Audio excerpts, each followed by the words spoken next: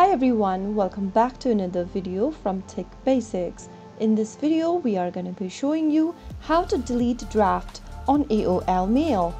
So without wasting much of our time, let's dive into the video.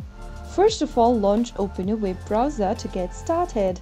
Go to the URL box and type in mail.aol.com and search. Make sure that you are signed into your mail.aol.com account. Make sure to type in your information correct and log in.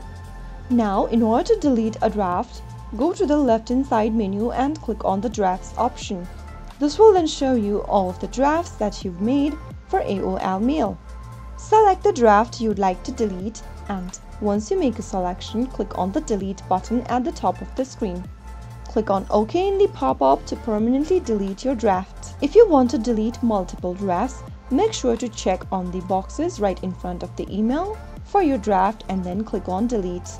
So that's how you will be able to delete or clear your draft on AOL Mail account. If you found the video to be helpful, go ahead and give us a thumbs up. Don't forget to subscribe to our channel by hitting the subscribe button. Press on the notification bell so that you'll never miss another upcoming upload from us. I will be back again in the next video. Thank you for watching.